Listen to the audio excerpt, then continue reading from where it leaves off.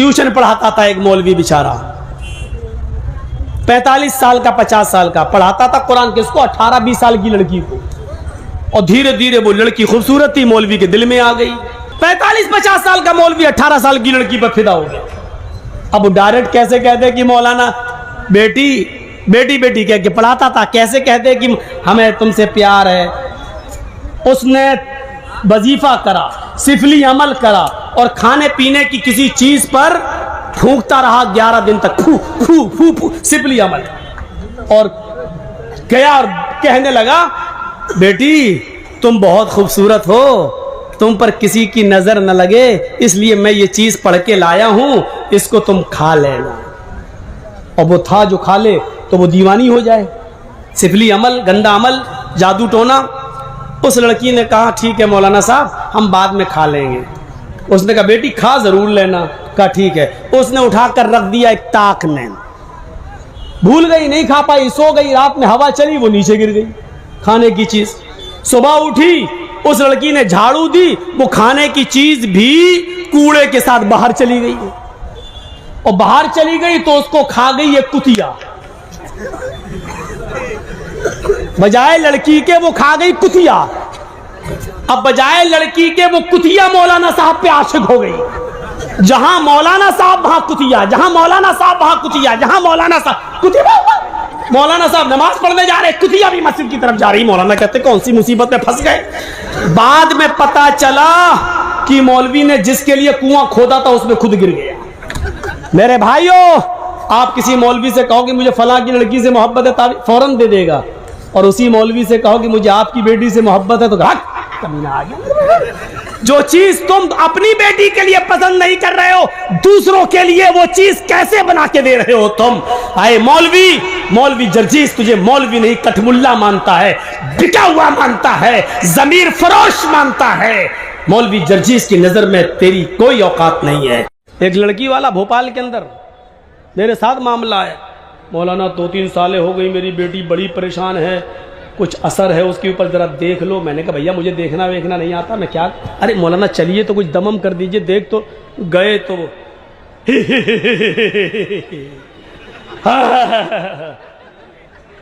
मैंने कहा यार ये तो बड़ी आंखें फाड़ रही है, कहीं कच्चा ना चबा जाए। क्या है, अपने बाप से कहती किसको लाया है, बड़े बड़े आ गए कुछ नहीं कर पाए, ये कल का लौंडा ये क्या करेगा। मैंने कहा यार ये तो अभी सुना रही है उल्टी सीधी। मैंने भी एक अंधेरे में तीर मारा, मालूम तो था नहीं, लेकिन अंधेरे में तीर मारा। मैंने कहा यहां अपनी कमजोरी साबित मत करो। मैंने लड़की के बाप से कहा, अरे कहां यार पागल बनाने चले आए हो, इसको कुछ हुआ भी है। क्या बात कर रहे हो, 3-4 साल से मैं परेशान हूं, लाखों रुपए इलाज में चला गया। मैंने कहा ये तो बेवकूफ बना रही, इसको कुछ हुआ ही नहीं है। कहते क्या बात कर रहे हो। मैंने कहा सुनो, उसके कान में मैंने कहा लड़की के बाप से, तुम्हारी बेटी जिस लड़के से शादी करना चाहती है तुम्हें एतराज है। क्या बात कर रहे हो। मैंने कहा वो स्कूल में जाती थी, किसी लड़के से प्यार कर बैठी है। ये सब मैं ऐसे ही कह रहा हूं, मुझे खुद नहीं मालूम, अंधेरे में तीर चला रहा हूं मैं। मैंने कहा कि उस लड़की का प्यार हो गया और तुम्हें पता चल गया, तुम शादी नहीं होने दे रहे हो, इसलिए वो सब ड्रामा कर रही है। शायद मेरे बाप इस ड्रामे से तंग आ जाए और हमारी शादी उसी के साथ कर दें। कि मौलाना ये बात तो सही है कि उसको किसी लड़के से प्यार हुआ है, लेकिन वो ऐसा क्यों करेगी। अब हमें कड़ी मिल गई, कड़ी ये मिल गई कि बाप ने इस बात को कबूल कर लिया कि हाँ किसी लड़के से प्यार हुआ है। मैंने कहा ये प्यार का मैटर है।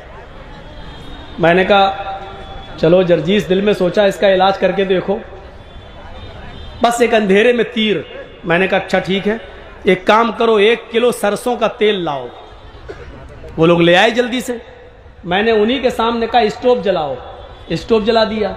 मैंने कहा कि इस तेल को कढ़ाई में गर्म करो। वो गर्म होने लगा, उबलने लगा, खोलने लगा। जब लड़की देख रही है जब खूब खोल गया, उबल गया, तो मैंने लड़की के बाप से और उसके भाई से कहा कि दोनों भाई मिलकर इसके दोनों हाथ पकड़ लो, और लड़की के बाप से कहा कि तुम इसका सर मजबूती से पकड़ लो। बोले क्या करोगे। मैंने कहा मैं बताता हूं। मैंने कटोरी में ऐसे तेल लिया और मैंने आगे बढ़ा, खौलता हुआ तेल। कहने लगे क्या करोगे? मैंने कहा वो इस लड़की के कान में मैं डालूंगा ये तेल। बोले क्यों? मैंने कहा जो शैतान इसके अंदर घुसा हुआ है वो कान और आंख के रास्ते से अभी निकल के भागता, तुम देखिएगा। मैं इस लड़की के कान में डालता हूँ ये तेल, खोलता हूँ, पकड़ो कस के। जैसे हम लेके आगे बढ़े, हमने कहा पकड़ो पकड़ो, हमने कहा इस लड़की को कुछ नहीं होगा, वो जिन्नात भागेगा जो इसके अंदर है, पकड़ो। उन लोगों ने मजबूती से पकड़ा और जैसे ही मैं करीब गया वो कहती है मौलवी क्या कर रहा? मुझे कुछ नहीं हुआ, मुझे कुछ नहीं हुआ। अबे मेरे कान फाड़ेगा, मेरे पर्दे फाड़ेगा, अरे मुझे कुछ नहीं हुआ। मैंने कहा देखो ये तो कह रही कुछ नहीं हुआ। मैंने कहा बता कब से बेवकूफ बना रही है अपने आप सब कह। मैंने जल्दी बता नहीं तो अभी 3 साल से। क्यों? हमारी शादी नहीं होने दे रहे हैं वहां। हमने देखा 3 साल से ड्रामा कर रही है, 3 साल से। बजाय इसके कि तुम अपने घरों में अपनी जवान बेटियों का इलाज कराने के लिए किसी मस्जिद के इमाम, तावीज, गंडे, झाड़ फूक करने वाले को बुलाकर लाओ, उससे पहले यह तजर्बा करके भी देख लो, देखो कैसे भूत और पलीत उसके ऊपर से भागता है। भी कह दो आए अहले किताब, आए मोहम्मद सल्लल्लाहु अलैहि वसल्लम, कह दो आए अहले किताब, आए यहूदियों, आए ईसाइयों, आए तौरात वालों, तालऊ इला कलिमतिन सवाइन बैनना व बैनकुम, आओ एक ऐसे कलमे की तरफ, आओ एक ऐसे मैसेज की तरफ, आओ एक ऐसे मूल मंत्र की तरफ, आओ एक ऐसे कलमे की तरफ जो हमारे और तुम्हारे दरमियान बराबर है। देखिए अल्लाह खुद कह रहा है आए यहूदियों, आए ईसाइयों, आओ उस कलमे की तरफ जो हमारे और तुम्हारे दरमियान बराबर है। यानी वही कलमा तुम्हारा भी है और वही कलमा हमारा भी है। ये कलमा हमेशा एक रहा है। नबियों के हिसाब से उसका दूसरा जुज बदलता रहा, लेकिन पहला जुज कभी नहीं बदला। नूह अलैहिस्सलाम आए तो कलमा पढ़ा जाता था ला इलाहा इल्लल्लाह नूह रसूलुल्लाह। मूसा आए तो कलमा पढ़ा जाता था ला इलाहा इल्लल्लाह मूसा रसूलुल्लाह। ईसा आए तो कलमा पढ़ा जाता था ला इलाहा इल्लल्लाह ईसा रसूलुल्लाह। मुहम्मदुर रसूलुल्लाह आए तो कलमा पढ़ा जाता था ला इलाहा इल्लल्लाह मुहम्मदुर रसूलुल्लाह। आप देख रहे हैं ला इलाहा इल्लल्लाह में चेंजिंग नहीं हो रही है। मूसा आ रहे हैं तब भी ला इलाहा इल्लल्लाह, नूह आ रहे हैं तो ला इलाहा इल्लल्लाह, ईसा आ रहे हैं तो ला इलाहा इल्लल्लाह। मूल मंत्र में कमी नहीं हो रही है, मूल मंत्र नहीं बदला जा रहा है। इसीलिए आज भी मूल मंत्र नहीं बदला गया, आज भी मूल मंत्र में चेंजिंग नहीं हुई है। आज भी देख लो यहूदियों का भी यही कलमा है, यहूदियों का भी यही कलमा है। बाइबल में और ईसाइयत में तो साफ कह दिया है there is no God but God is only one.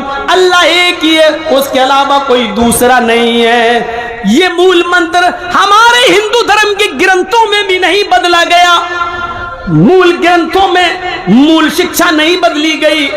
ब्रह्म सूत्र में लिखा है एकम ब्रह्मा द्वितीय नास्ते नास्ते किंचन, एक ही ब्रह्मा है, दूसरा नहीं है, बिल्कुल नहीं है, कतई नहीं है, हरगिज नहीं है। आप देख रहे हैं एक ही कलमा है जो ईसाइयत में भी है, एक ही कलमा है जो यहूदियत में भी है, एक ही कलमा है जो हिंदू धर्म के अंदर भी है। एकम ब्रह्मा द्वितीय नास्ते, एक ही ब्रह्म है, दूसरा नहीं। इस ब्रह्मांड का रचयिता और रचनाकार एक है, इस कायनात का बनाने वाला एक है, क्रिएटर ऑफ यूनिवर्स एक है, इस ब्रह्मांड का, इस नीले जगत का स्वामी एक है, इस पूरी दुनिया को बनाने वाला एक है, दूसरा नहीं है, बिल्कुल नहीं है, हरगिज नहीं है, कतई नहीं है। ये मूल मंत्र कभी नहीं बदला गया है, बल्कि अथर्ववेद के अंदर तो अनकही के जुमले आज तक मौजूद हैं। जो पंडित मरता है तो मरने से पहले अपने बेटे से अनकही के जुमले जरूर कह देता है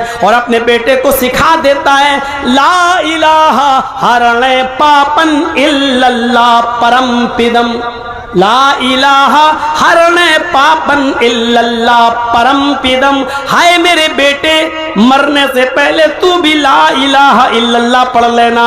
है मेरे पुत्र, मरने से पहले तू भी ला इलाहा इल्लल्लाह पढ़ लेना।